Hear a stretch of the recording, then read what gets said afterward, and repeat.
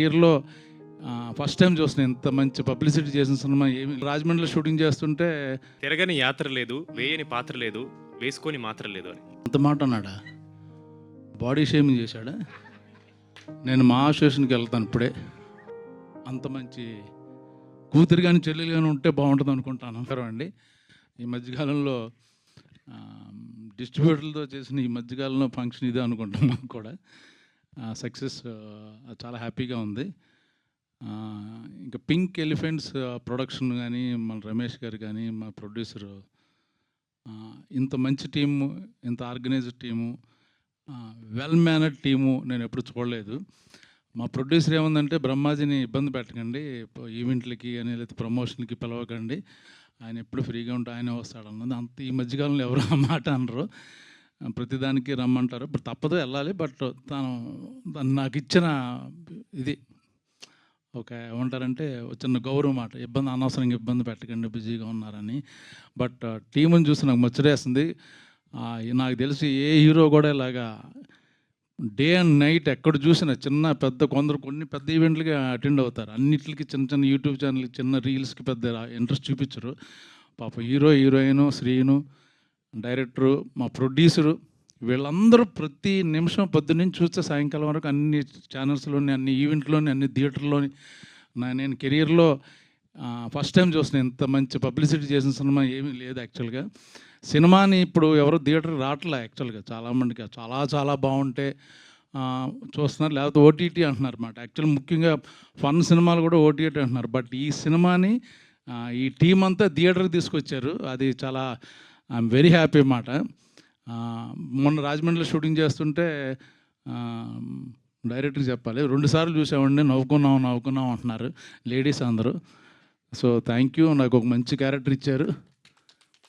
మళ్ళీ నెక్స్ట్ సినిమాలు కూడా రాస్తారని అనుకుంటున్నాను. అది ఇంకా ఇందులో యాక్ట్ చేసిన వాళ్ళందరూ. సార్ మొన్న అదే కిషోర్ గారు మన సక్సెస్ ఈవెంట్లో ఇది అన్నారు సార్. కరెక్ట్. ఏమన్నాడు?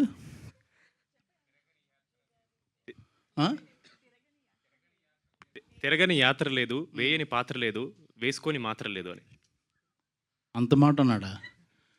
బాడీ షేమింగ్ చేశాడా? నేను మా అసోసియేషన్కి వెళ్తాను ఇప్పుడే. కంప్లైంట్ ఇచ్చి వీళ్ళు నవ్వారు ఎవరన్నా వెనకాలని. మీరు నాకు మీరు మాకు మెచ్యూర్డ్ ఉన్న అదిగో మా హ్యాపెనింగ్ ప్రొడ్యూసరు, మా హ్యాపెనింగ్ ప్రొడ్యూసర్ నా మిత్రుడు వచ్చేసారు కంగ్రాట్స్ చేయడానికి. ఒక్క నిమిషం మీరు మాట్లాడతారా?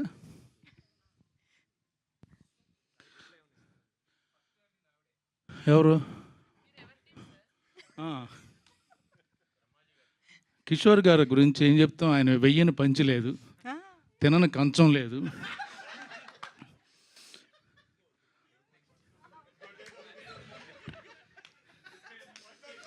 ఏంటి పడుకొని మంచం లేదా అన్న. ప్రాస్ బాగుందని ఏదో అడిగాను, సారీ ఏమనుకోవద్దు. Love you Kishore. నాకు కిషోర్ చాలా ఇష్టమైన వ్యక్తి, నన్ను చాలా విషయాల్లో చాలా ఇన్స్పైర్ చేసిన వ్యక్తి. ఇండస్ట్రీలో ఎలా ఉండాలి, ఎలా ఉండకూడదు, ఎంత ఉండాలి అని నేర్చుకున్నాను కిషోర్ దగ్గర. నాట్ జోక్ యాక్చువల్గా.